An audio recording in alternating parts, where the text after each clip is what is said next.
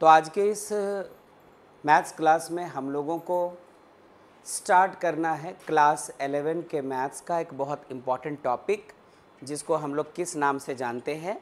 Relations, है ना। Relations के नाम से जानेंगे। इसके पहले हम लोगों ने सेट्स पढ़ा, ध्यान से सुनना। सेट्स क्या होते हैं वो पढ़ा। सेट को एक्सप्रेस करने के लिए दो इम्पॉर्टेंट तरीके होते हैं वो पढ़ा, एक सेट बिल्डर फॉर्म, एक टेबुलर फॉर्म। और आज के क्लास में बेटा हम लोगों को सेट के दोनों फॉर्म्स की ज़रूरत पड़ेगी। तो बाय चांस हम में से किसी का मिसिंग है, सेट चैप्टर पढ़ा हुआ नहीं है, तो उसका यूज़ तो होके रहेगा। ये तो आपकी परवाह करेगा नहीं कि आपका मिसिंग है या आप उस क्लास में नहीं आए थे या उस वक्त आपने क्लासेस शुरू नहीं किए थे, कोई भी वजह हो। मेरी कोशिश ये होगी कि थोड़ा सा वो आउटलाइंस दे दिया जाए, जब जब पुराने चीज़ की ज़रूरत पड़े तो आपको उतने में काम चलाना पड़ेगा। तो फ़िलहाल स्टार्ट तो करते हैं। और इस चीज़ को स्टार्ट करने के लिए हम लोग सबसे पहले ये ध्यान रखना कि इसका जो डेफिनीशन है वो बहुत बहुत मैटर करता है। इस पर जो हमें काम करना है आज वाले क्लास में, यही इस बात का डिसीज़न करवाएगा कि रिलेशन चैप्टर जो आपके एनसीईआरटी में है या दूसरे रेफरेंस बुक में है, आप उसके क्वेश्चन सॉल्व करते वक्त कितना ज़्यादा ताकत महसूस करेंगे, या फिर आपको बार बार अपने किसी दोस्त की, अपने टीचर की मदद चाहिए होगी। तो इंट्रो जितना बढ़िया होगा, कमांड इस चैप्टर पर उतना अच्छा। एक और चीज़, रिलेशन के तुरंत बाद हमें फंक्शंस पढ़ना है। तो रिलेशंस अच्छा रहेगा तो ही फंक्शन समझ पाओगे। यदि ये गड़बड़ हुआ तो फंक्शन भी खराब। सब कुछ ठीक ठाक? चलो तो स्टार्ट लेते हैं आज इस चैप्टर को। और मैं थोड़ा बैक डोर एंट्री लूँगा। मैं पहले इसका डेफिनेशन नहीं लिखवाने जा रहा हूँ कि रिलेशन होता क्या है वगैरह वगैरह। हम लोग करेंगे क्या कि डायरेक्टली पहले समझ लेंगे। सारी बात मेरे इस दिमाग से निकलकर आपके दिमाग को जा चुकेगी, तो हम सब मिलकर डिफाइन करेंगे रिलेशन को। लेकिन इसके पहले रिलेशन को अच्छे से देखते समझते हैं। ध्यान देना और गौर करना बच्चों। ध्यान भी देना है और गौर भी करना है। चलो, तो ऑफ कोर्स हमें सबसे पहले रिलेशंस को सीखने के लिए डेफिनेशन बाद में लेना है। आप ऐसा मानो कि आपके पास ये कोई एक सेट है, सेट ए,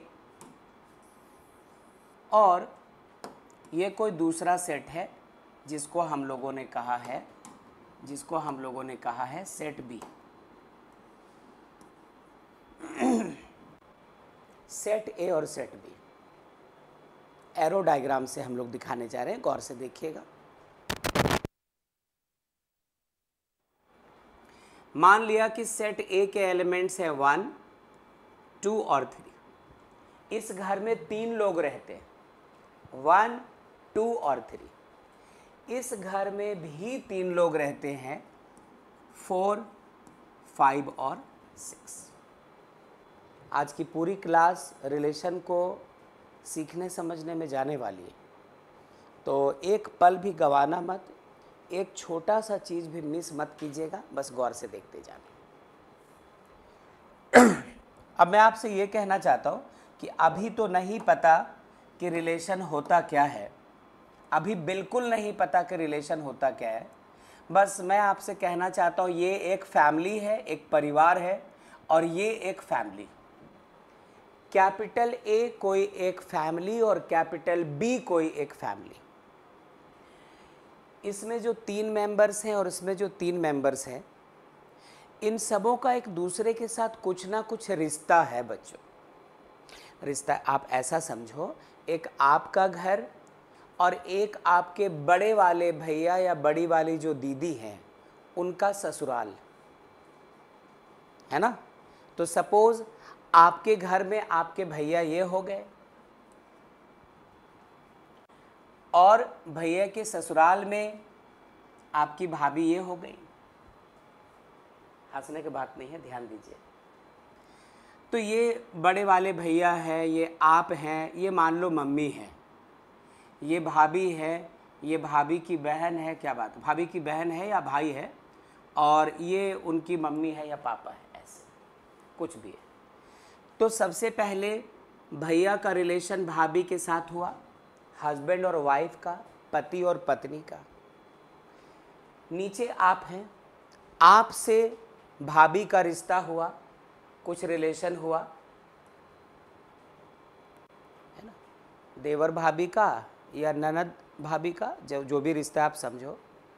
आपकी मम्मी है, इनसे भाभी का रिश्ता हुआ, सास और बहू का। तो क्या आप मान रहे हो कि उस फैमिली के इस मेंबर से आपकी फैमिली के हर मेंबर का कुछ ना कुछ रिश्ता है?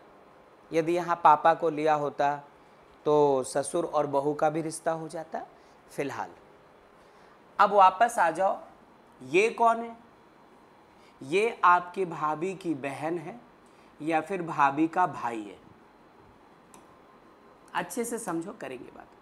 तो इससे भैया का कुछ रिश्ता हुआ, यदि ये भाभी का भाई है तो जीजा साला का रिश्ता है। यदि ये भाभी की बहन है तो जीजा और साली का रिश्ता हो गया। वाह, आगे सुनो। ये आप हो,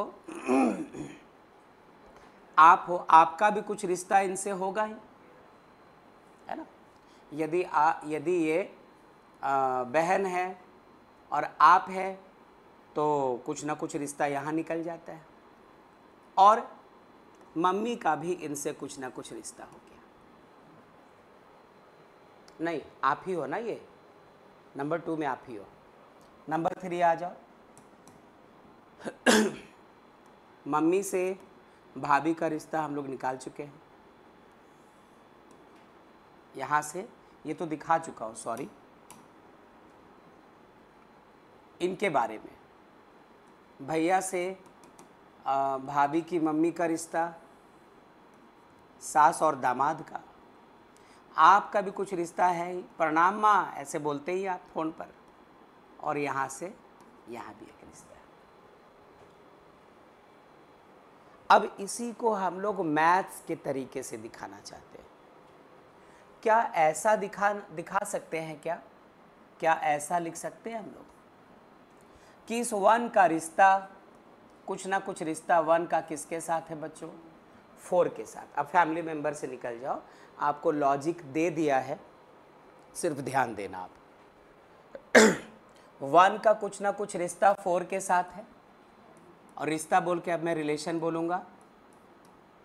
1 का कुछ ना कुछ रिलेशन 6 के साथ है, ठीक है, अच्छी बात। फिर 2 का कुछ ना कुछ रिलेशन 4 के साथ है, 2 का कुछ ना कुछ रिलेशन 5 के साथ है, 2 का कुछ ना कुछ रिलेशन 6 के साथ है। बहुत अच्छा, आगे चलते हैं। 3 का कुछ ना कुछ रिलेशन, 3 का रिलेशन 4 के साथ, 3 का रिलेशन 5 के साथ, और 3 का रिलेशन 6 के साथ। देखा ये सब कुछ? देखा सुना? कुछ किया नहीं है, कुछ भी वैसा नहीं किया, सिर्फ ये किया है, सिर्फ इतना किया है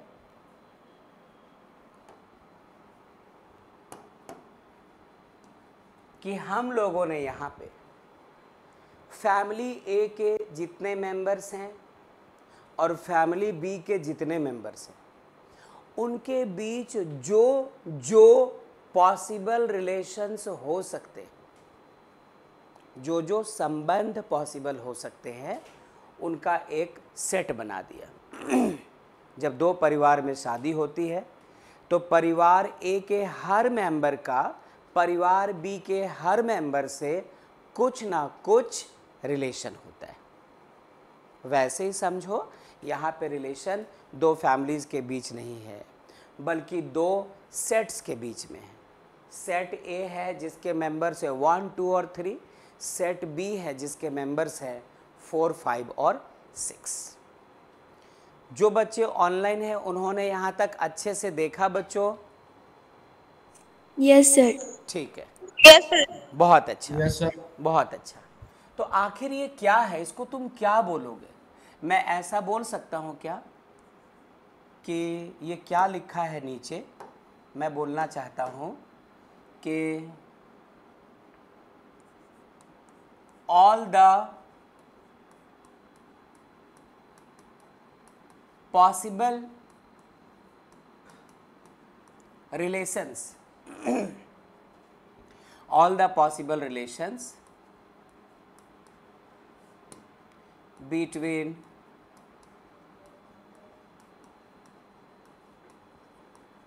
the elements of set A and the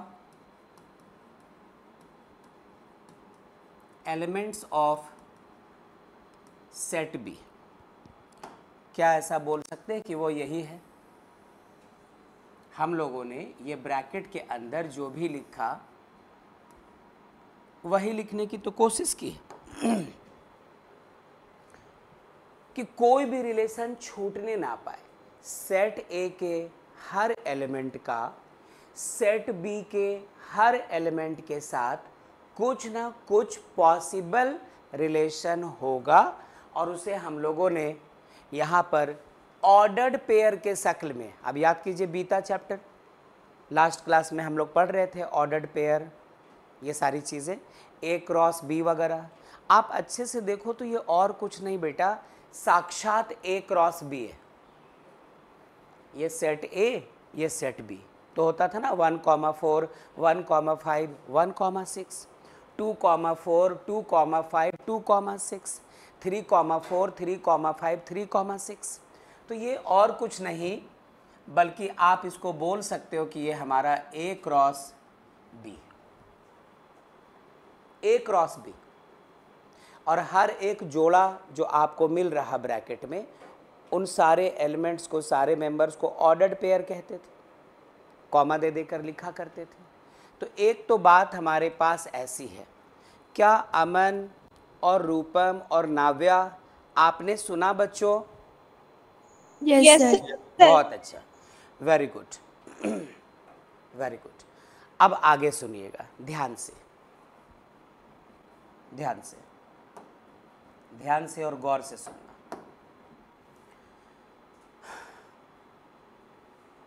मैं लिखना चाहता हूं कि सेट ए एक्चुअली हमारा था क्या, 1,2,3 एंड सेट बी क्या था हमारा, 4,5,6। क्या पढ़ रहे हैं बच्चों हम लोग? रिलेशन। किसका relation? Relation of the elements in set A, और वो भी किसके साथ? The elements in set B. ध्यान से, बहुत गौर से, बुक बड़ा उलझा कर प्रेजेंट करेगा इसको। तो मैं आपसे कहना चाहता हूं बच्चों कि हम लोग रिलेशन निकालना चाहते हैं, किसका? सेट ए का। किससे? सेट बी से। सेट ए के एलिमेंट्स का सेट बी के एलिमेंट्स से रिलेशन। एक और बात सुनना, रिलेशन को हम लोग कैपिटल आर से दिखाते हैं। यदि एक रिलेशन है तो सिर्फ आर दिखा दो, काम खत्म। यदि एक से ज़्यादा रिलेशन है तो किसी रिलेशन को R1, किसी रिलेशन को R2, किसी रिलेशन को R3 ऐसे दिखाया करते। मैथ्स की लैंग्वेज में लिखते कैसे हैं वो देखिए सिद्धार्थ। हम लोग कुछ इस तरह से लिखते हैं बेटा, हम लोग लिखते हैं R is a relation. Soon low soon low, capital R is a relation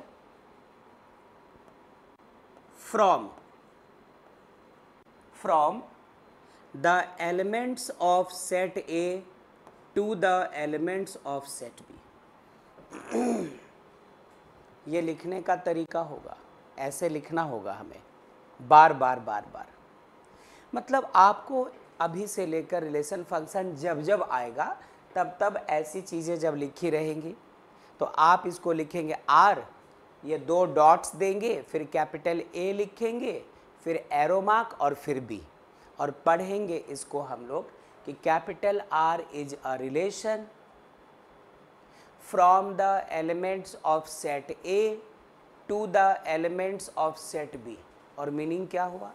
meaning हुआ कि सेट ए के एलिमेंट्स का सेट बी के एलिमेंट्स से रिलेशन।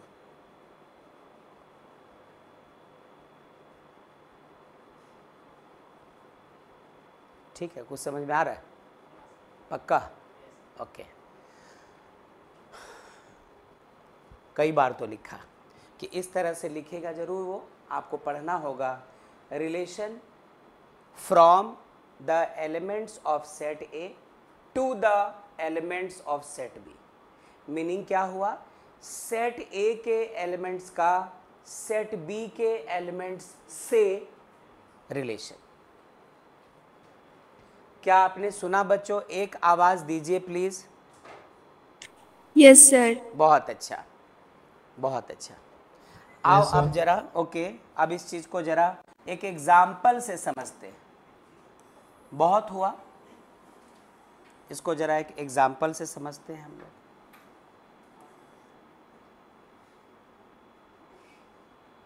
पूरा फोकस रखिएगा बेटा। ऐसा करते हैं, हम लोग एक एग्जाम्पल लेते हैं। पहला एग्जाम्पल,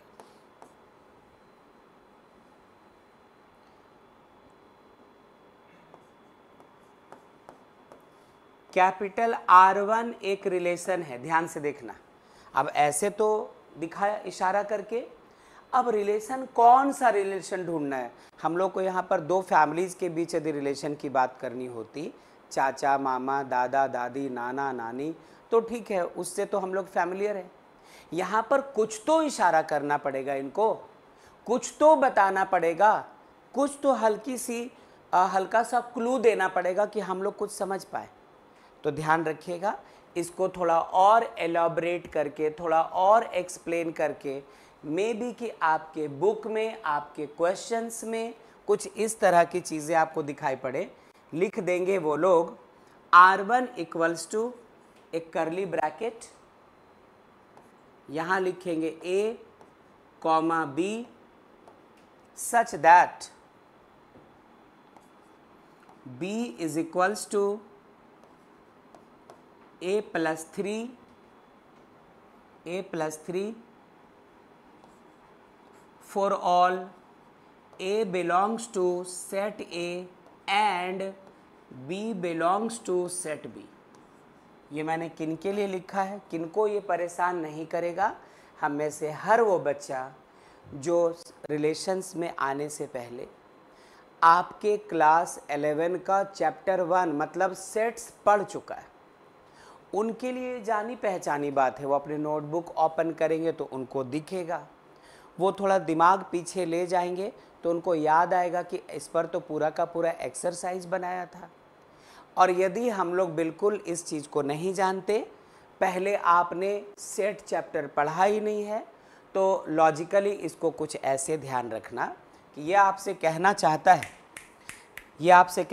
है कि R1 एक रिलेशन है जिसमें इस तरह के बहुत सारे ऑर्डर्ड पेयर, बहुत सारे मतलब एक भी हो सकता है, 2 भी हो सकते हैं, 3 ऑर्डर्ड पेयर भी हो सकते हैं, 300 भी हो सकते हैं, इन्फिनिट भी हो सकते हैं।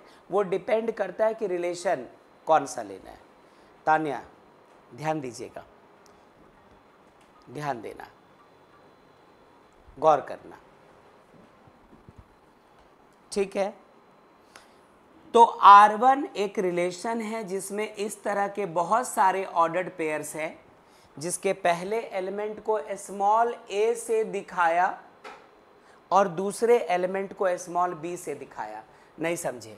जैसे ये पहला ऑर्डर्ड पेयर है तो 1 को आप स्मॉल a मानो, और 4 को मान लो स्मॉल बी। यदि दूसरा ऑर्डर्ड पेयर है 1,5 तो 1 को स्मॉल ए बोल दो और बी को स्मॉल 5 को स्मॉल बी। यदि 3,5 लिया तो पहले एलिमेंट को ए और दूसरे एलिमेंट को बी। ये ऐसी कुछ बात की गई है। तो कहा R1 में जितने एलिमेंट्स हैं उनमें फर्स्ट एलिमेंट ए और सेकंड एलिमेंट किसको दिखा रहा है, बी को। अच्छा ठहरना, जरा ठहरना, इस वाले चीज़ को हटाने दीजिए पहले मुझे। फॉर एग्जाम्पल की बात नहीं करते हैं। मैं उम्मीद करता हूँ कि हर कोई इस पर नज़र गड़ाए होगा। जो भी घटना घट रही है, जो भी बात चल रही है, हम में से हर कोई उस चीज़ को बहुत अच्छे से गौर करने पे लगा हुआ होगा, क्योंकि आपको बता दिया कि यदि एक बार आप इसको मिस करते हो तो फिर ये हाथ नहीं आने वाला है। ऐसी एक बात है, ठीक है। ये लेट फेट हटाओ, इसकी ज़रूरत नहीं है, रहने दीजिए। मैं किसी और चीज़ को यहाँ इशारा करना चाहता हूँ। ये नंबर 1 भी हटा देना चाहता हूँ, इसकी बात भी अभी नहीं करना चाहता हूँ। ध्यान देते रहना और गौर करते रहना। ये जगह क्यों बनाई है मैंने, कुछ आपको बताने के लिए। ये बताना चाहता हूँ बच्चों कि ये जो A है वो कहाँ से आएगा, सेट A से, और B हमें कहाँ मिलना चाहिए, सेट B में। पहला मेंबर सेट A से आना चाहिए, दूसरा मेंबर सेट B से आना चाहिए। आप यही देख लो, इतने सारे ऑर्डर्ड पेयर्स लिखे, लेकिन इन सबों का जो फर्स्ट मेंबर है, ये 1, ये 1, ये 1, ये 2, ये 2, ये 2, ये 3, ये 3 और ये 3, ये सब कहाँ से आ रहे थे, सेट A से। और जो सेकंड एलिमेंट्स है 4, 5, 6, 4, 5, 6, 4, 5, 6, ये सब कहाँ से आए थे, सेट B। तो ध्यान रखना कि ऑर्डर्ड पेयर का पहला मेंबर सेट A से, दूसरा मेंबर, ठीक है। अब आइए इस बात को थोड़ा और देख करके इस एग्जाम्पल को क्लियर करते हैं, फिर दूसरा एग्जाम्पल लेंगे। 2 एग्जाम्पल होते होते आप समझ जाओगे कि रिलेशन का मतलब क्या। इनफैक्ट मैं चाहूँ तो दोनों एग्जाम्पल्स लिखवाने के बाद आपको मैं बोल सकता हूँ कि लिखो पहला क्वेश्चन। अरे डेफिनेशन है, हम लोग बाद में लिख लेंगे, पहले समझ तो जाए। और कौन सा आपके एग्जाम में डिफाइन करने को बोलने वाला है ना। ठीक है, तो R1 is a relation between A and B where small a कहाँ से आना चाहिए, सेट A से, स्मॉल b कहाँ से आना चाहिए, सेट B से। A क्या है 1, 2, 3 और B क्या है 4, 5, 6। रिलेशन क्या है इनके बीच में, ये रिश्ता है, यही रिलेशन है। यहाँ जो कुछ लिखा रहेगा ना, यही आपकी मदद करने वाला है, यही है सब कुछ यही है। फॉर ऑल A कहाँ से लेना है, सेट A से, और B कहाँ से चाहिए हमें, सेट B से। आओ जरा ये काम करके देखे बेटा, सुनना अच्छे से। ये कौन सा था, इस फॉर्म को हम लोग क्या बोलते हैं, सेट बिल्डर फॉर्म। रिलेशन को लिखने का ये कौन सा फॉर्म है, सेट बिल्डर फॉर्म, ये वाला। फिलहाल आइए इसका चेहरा बदले। मान लो बच्चों A के जगह आपने 1 ले लिया, ध्यान से देखना, A के जगह क्या लिया है 1, तो तुम ही बताओ B equals to A plus 3, यदि A की जगह आप 1 रखोगे तो B इक्वल्स टू 1 प्लस 3 कितना होगा, 4। ये आया पहला ऑर्डर्ड पेयर, ये आया आपके रिलेशन का पहला मेंबर। ऐसा करो, इस बार आप A के जगह 1 नहीं बल्कि क्या पुट करो, 2। बोल तो दिया था कि स्मॉल a कहाँ से उठाना है, सेट A से। B कहाँ मिलना चाहिए, सेट बी में, तो देखो 1 पुट किया जो कि सेट ए से था, तो बी का वैल्यू 4 आया जो सेट बी में है। अच्छा, अब ऐसा करो बच्चों कि हम लोग ए के जगह 2 रख दो, ए के जगह 2 रखो, तो बी कितना आएगा, 2 + 3 क्या मिलेगा बच्चों, 5। देखो 2 सेट ए से उठाया, 5 कहाँ से आया है, सेट बी से। ए से अगला मेंबर ले लो क्या, 3, तो 3 + 3 बी कितना आ जाएगा, 6। सुना क्या? अब बात आती है कि क्या हम लोग अब ए की जगह 1 रख चुके हैं, 2 रख चुके हैं, 3 रख चुके हैं, क्या ए के जगह 4, 5, 6 ये सब रख सकते हैं? ये एक सवाल है। नहीं रख सकते। ए के जगह 4 इसलिए नहीं रख सकते हो क्योंकि 4 सेट ए में नहीं है।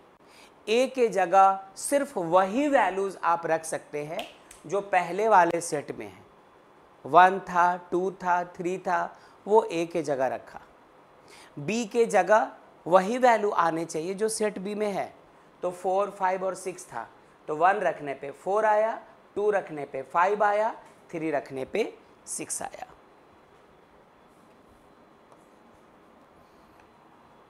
थ्री से ज़्यादा कुछ रख नहीं सकते क्योंकि इसमें 4, 5 वगैरह नहीं है। अब गौर से देखो, ये निकला है क्या हमारा R1। इसको हम लोग कहा करते थे बच्चों टैबुलर फॉर्म, या इसी को रोस्टर फॉर्म भी कहते थे। यदि भूल गए हम लोग तो ज़रा सेट चैप्टर का नोट्स निकाल कर अच्छे से पढ़ लीजिएगा, और उसके नोटबुक में आपने जो कुछ बना रखा है एक बार देखना, यही सारी चीज़ें मिलेंगी। अच्छा अब एक चीज़ और से देखो, मतलब गौर से देखो, क्या आपको दिख रहा है कि R1 जो रिलेशन है इसके तीनों मेंबर्स 1,4 A क्रॉस B में था, 2,5 A क्रॉस B में था, 3,6 ये भी A क्रॉस B में था। तो फिर से वापस चलो पिछले चैप्टर सेट्स में, कि R1 के सारे मेंबर्स A क्रॉस B से उठाए गए। R1 के तीनों मेंबर्स A क्रॉस B में मौजूद थे। R1 में जो जो मेंबर है वो सब कहाँ से उठा के लाया गया है, A क्रॉस B से। तो एक और बात आपको जानना पड़ेगा कि ऐसे केस में हम लोग बीते हुए चैप्टर में कहा करते थे कि R1 is a subset of A cross B। जब किसी सेट के सारे मेंबर्स किसी दूसरे सेट से उठाए गए होते हैं तो हम लोग छोटे वाले सेट को बड़े वाले सेट का सबसेट कहते हैं। पढ़ा था संजू, याद है? थी तानिया आप उस सेट चैप्टर में? लास्ट एक्सरसाइज में आप आई थी, ठीक है। इसी को ऐसे लिखते थे ना कि R1 is a subset of A cross B। शायद ये सिंबल देखकर याद आ जाए। तो नाव्या बताओ, याद आया बेटा आपको ये सब? Yes sir. बहुत अच्छा। रूपम, आप उस वक्त आ गई थी या नहीं? No sir. नो। अच्छा, फिर भी कोशिश करती रहना और अमन भी ध्यान देते रहेगा। एक काम करते हैं, इससे जुड़ी हुई 3 बातें होती हैं बेटा। आपसे कह देगा कि find the domain, codomain and range of the relation. जो बच्चे ऑनलाइन हैं, क्या अमन अभी भी मौजूद हो आप? Yes sir. Very good. अब 3 नई बातों को देखना, 3 नई बातों को, कि हम लोग सीखने जा रहे हैं कि क्या होता है domain,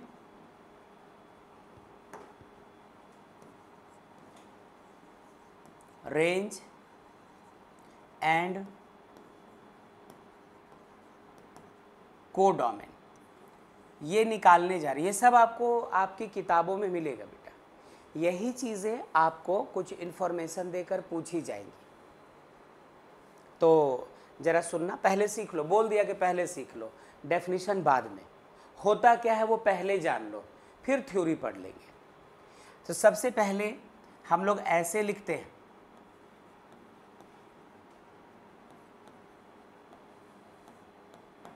DOM, domain of relation R1। किसको कहते हैं डोमेन, वो सुन लो पहले। Set of all the first element in relation R1। नहीं समझे, यहां समझो। रिलेशन R1 में कितने सदस्य हैं, कितने मेंबर हैं बच्चों? 3। पहला है 1,4, दूसरा है 2,5 और तीसरा है 3,6। तो जरा पहले वाले एलिमेंट में इस ऑर्डर्ड पेयर में देखो तो फर्स्ट मेंबर कौन है? 1 है। इसमें फर्स्ट एलिमेंट कौन है? 2 है। और इसमें फर्स्ट एलिमेंट कौन है? 3। तो रिलेशन R1 में जितने भी मेंबर्स हैं, उन सबों का फर्स्ट एलिमेंट उठा लो और एक सेट बना दो कुछ इस तरह। इसका 1, यहां से 2 और यहां से क्या? 3। ये कहलाया domain of the relation R1। Range की सुनना, लिखेंगे रेंज ऑफ R1। ये क्या होता है? बिल्कुल इसी तरह जैसे ये फर्स्ट एलिमेंट का सेट होता है, वैसे रेंज होता है सेट ऑफ ऑल द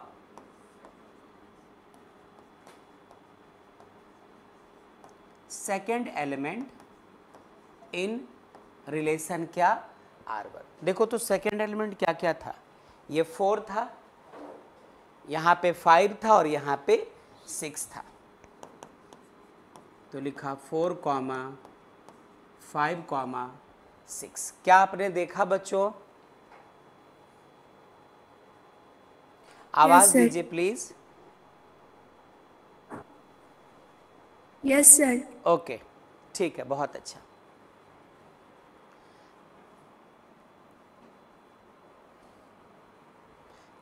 ठीक है, ठीक है। फिर अब क्या करो हम लोग, एक और क्या चाहिए हमें? Codomain of R1। इसमें कोई झमेला नहीं है, पूरा का पूरा सेट B कहलाता है कोडोमेन। मतलब ओरिजिनल क्वेश्चन के पास चले जाओ, सेट B जो है डायरेक्ट वो लिख दीजिए, वही कहलाएगा कोडोमेन। मैं लिख देता हूं, किसको कहेंगे हम लोग? सेट B को। सेट B क्या है? सेट B कौन था? 4, 5, 6। तुम बोलोगे दोनों तो सेम आ गए, कोइंसिडेंस है। अगले क्वेश्चन में चलना, आपको दिख सकता है कि ये अलग, ये अलग। अच्छा, यहाँ तक कि आपको तो ये भी शक हो रहा होगा कि ये 1, 2, 3 यही तो पूरा का पूरा सेट A था, यही दोनों तो B थे, तो क्या इसको सेट A बोलना है, इसको B बोलना है? ये कोइंसिडेंटली ऐसा है कि इसमें सब कुछ मैच हो रहा है। हम लोग एक और रिलेशन लेंगे और वहाँ देखना चीज़ें कितनी अलग थलग होंगी। क्या हम सब ने सुना? क्या हम सब ने सुना बच्चों? जो बच्चे ऑनलाइन है दीजिए आवाज़। Yes sir. Good good. अब आगे सुनो, मैं क्या चाहता हूँ, जो कुछ बोर्ड पे है एक बार दोबारा देख लो कि क्या क्या किया, उसके बाद आप इसको कर लेना नोट। फिर हम लोग अपने नॉलेज को पुख्ता करने के लिए, जो सीखा वो सीखा कि नहीं सीखा, ये कंफर्म करने के लिए एक और ऐसा एग्जाम्पल लेंगे R2। उसमें भी हम लोग R2 को एक बार सेट बिल्डर फॉर्म में लिखेंगे, एक बार टेबुलर या रोस्टर फॉर्म में लिखेंगे, उसके बाद उसका डोमेन पता करेंगे, को डोमेन पता करेंगे और रेंज पता करेंगे। इसमें तो थोड़ी मुश्किल हो सकती है कि आप इन वर्ड्स को पहली बार सुन रहे थे, तो फर्स्ट टाइम था। अब जो करेंगे तो आपका देखा हुआ रहेगा, एक कोशिश लगाएंगे। तो एक बार ज़रा अच्छे से देखना क्या क्या किया अभी तक। आपसे कहा कि रिलेशन डिस्कस करना है, सीधे आपको ले गए कि दो फैमिलीज़ के मेंबर्स के बीच में रिलेशन होता है या एक ही फैमिली में अलग अलग लोगों से जो रिलेशन होता है। तो उसी तरह की कोई चीज़ यहाँ पर मैथ्स में होती है। मैथ्स में रिलेशन परिवारों और लोगों के बीच में नहीं, बल्कि दो सेट्स के बीच में होता है। उसके बाद कहा कि ए और बी के बीच में जितने पॉसिबल रिलेशंस हैं वो ज़रा लिखो। तो हम लोगों ने लिखा कि 1 का कुछ ना कुछ रिलेशन 4 के साथ पॉसिबल है, 2 का कुछ ना कुछ रिलेशन 4 के साथ पॉसिबल है, 3 का कुछ ना कुछ रिलेशन 4 के साथ पॉसिबल, ऐसा माना। और वैसे ही 2 4 2 5 2 6 3 4 3 5 3 6 ऐसा। फिर उसके बाद हम लोगों को याद आया कि यही तो ए क्रॉस बी होता था, तो इसको ए क्रॉस बी बोल दिया मैथ्स के लैंग्वेज में। इसी चैप्टर में पिछले क्लास में ये सब तो पढ़ रहे थे हम लोग। ओके, अब इसके बाद और समझने के लिए आपको बताया कि कोई ज़रूरी नहीं है कि आप सेट ए को ऐसे ही ओवल में लिखो। आप सेट ए को 1, 2, 3 ऐसे लिख दो, सेट बी को ऐसे लिख दो। तो हम लोग एक्चुअली सेट ए के एलिमेंट्स का रिलेशन सेट बी के एलिमेंट्स से पता करते हैं। अच्छा, इसको लिखने के लिए तरीका क्या था कि capital R is a relation from the elements of set A to the elements of set B।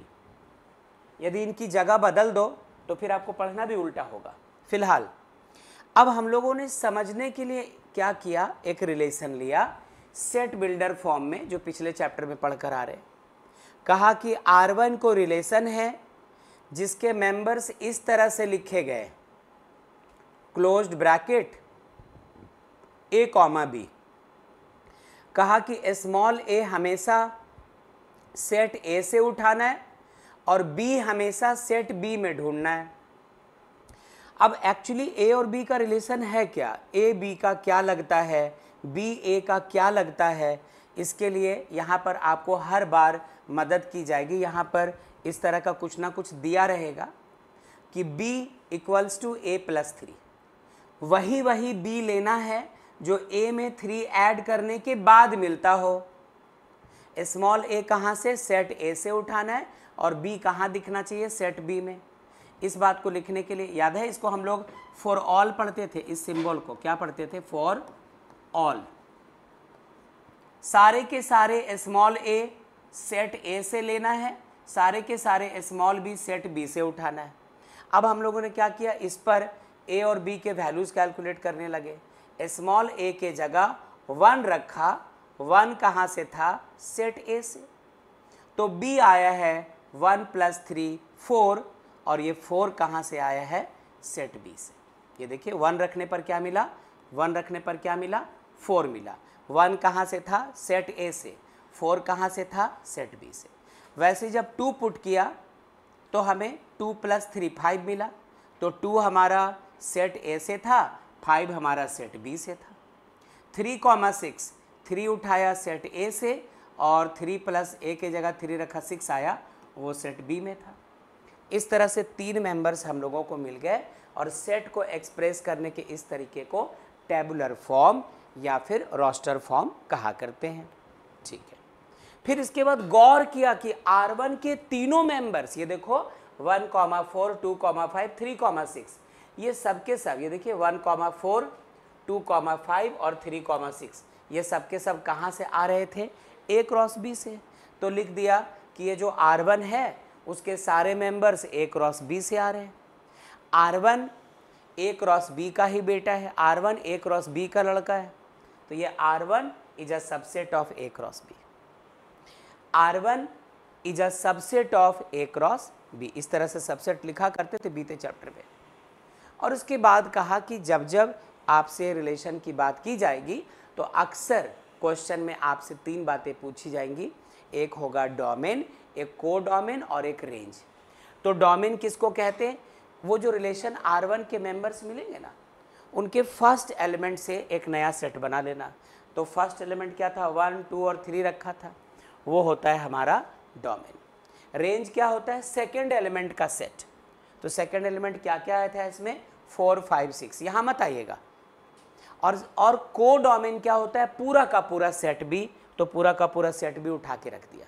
ये कोइंसिडेंस है कि ये दोनों मैच कर गए, हर बार मैच नहीं करेंगे। ये संयोग है कि आपका जो डोमेन है वो 1, 2, 3 आ गया, जो कि सेट ए था। अगले क्वेश्चन, अगले एग्जाम्पल में चलिए चीज़ें बदल के मिल सकती हैं।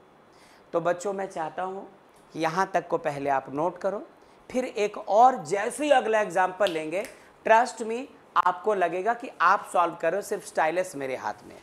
फटाफट इसको कर लीजिए नोट, तब चलेंगे आगे।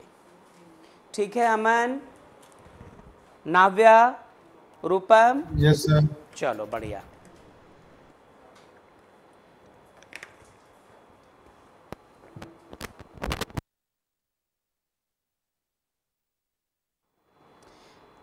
नोट हो गया अमन, नाव्या? यस सर, रूपम? हो गया। ओके, रूपम आपका भी नोट हो गया? Yes sir. चलिए बहुत अच्छा, यस सर। Very good.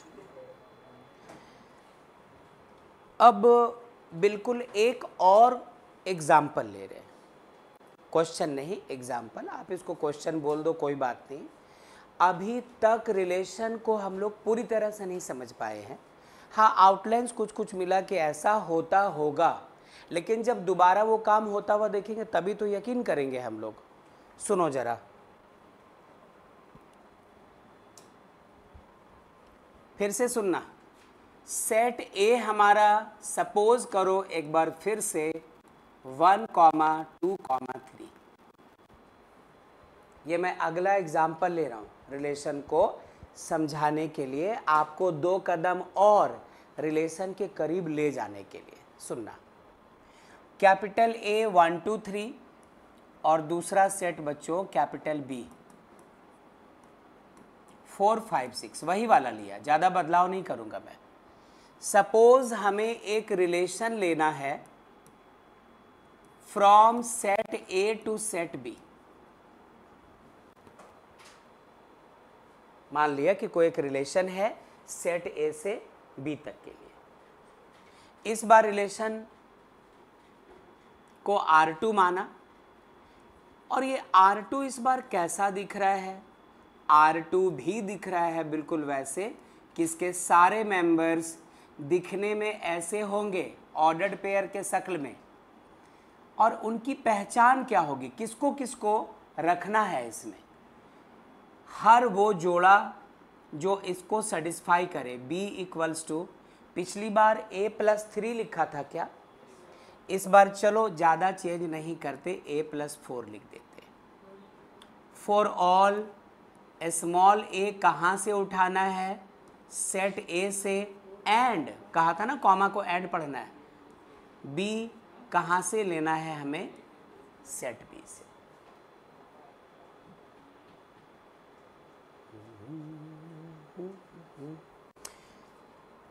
ये क्या है, सेट बिल्डर फॉर्म है। हम लोग इसको लाना चाहते हैं टेबुलर फॉर्म में, लाना चाहते हैं रोस्टर फॉर्म में, ताकि पक्का पक्का दिखाई पड़ने लगे। सुनो, this implies that R2 equals to, A के जगह चलो 1 पुट करते हैं, किसमें, इस पहचान में। तो A के जगह यदि आप 1 पुट करोगे तो B क्या आएगा, 1 + 4 मतलब 5। अच्छे से देखिए, ये जो 1 था वो सेट A से लिया था, और जो 5 आया है वो सेट B का मेंबर है। ऐसा करो, अब A के जगह 2 ले लो, A के जगह 2 ले लो ये, तो B क्या होगा, 2 + 4 कितना बच्चों, 6। तो A हमारा सेट A से आया है और B कहाँ पे मिला, सेट B में।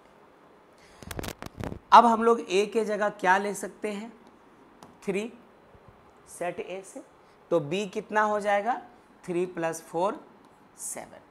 क्या हम में से किसी को कोई ऐतराज है, क्या 3, 7 ले सकते हैं, नहीं, क्योंकि 3 तो सेट A में है, लेकिन 7 सेट बी में तो है ही नहीं। इसलिए बहुत बड़ी बात है कि पहला मेंबर जो होगा वो सेट ए में होना ही चाहिए और दूसरा एलिमेंट सेट बी में होना ही चाहिए। तो ये एक कहानी बनती है। तो 3,7 ये एक्सेप्टेबल नहीं है, तो इसको छोड़ दें हम लोग, इसको जाने दें हम लोग, इसको माफ़ करें और ये हमें माफ़ करें। अब इस बार R2 में सिर्फ 2 मेंबर्स आए, अच्छे से देखो, 1,5 और 2,6। ये दोनों भी तो इसमें हैं, 1,5 और 2,6। तो फिर से जो रिलेशन है वो A क्रॉस B का सबसेट कहलाएगा, उसको बस दिमाग में रखना।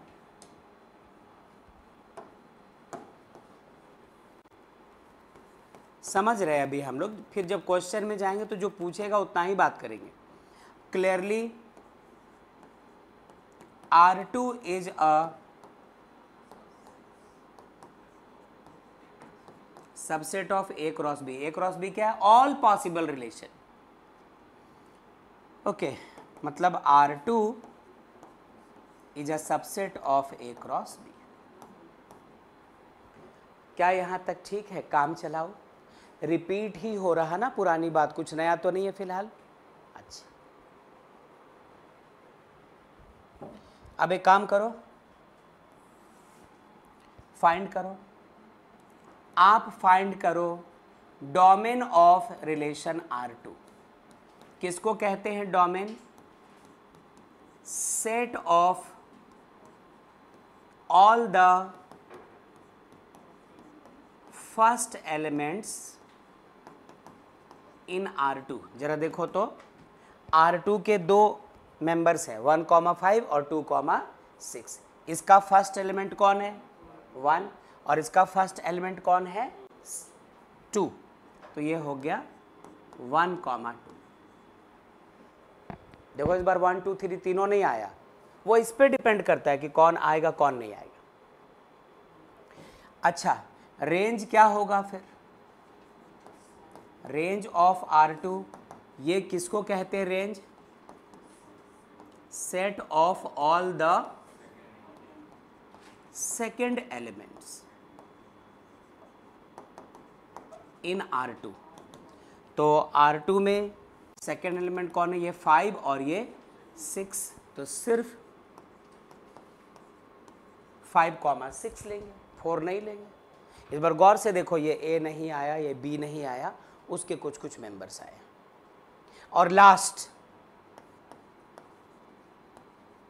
कोडोमेन ऑफ R2 पूरा का पूरा क्या होता है?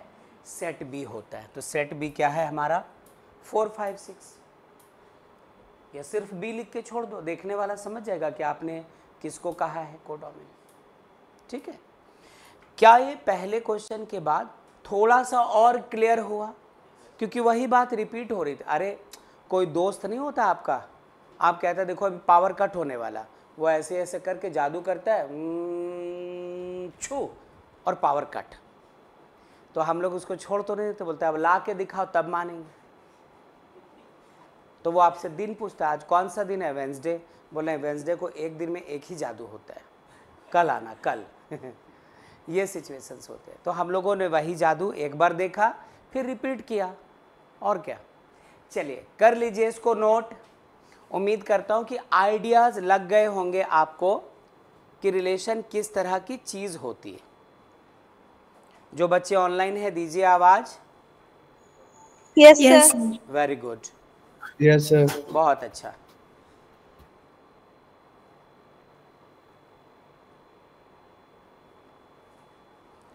कर लीजिए नोट इसको।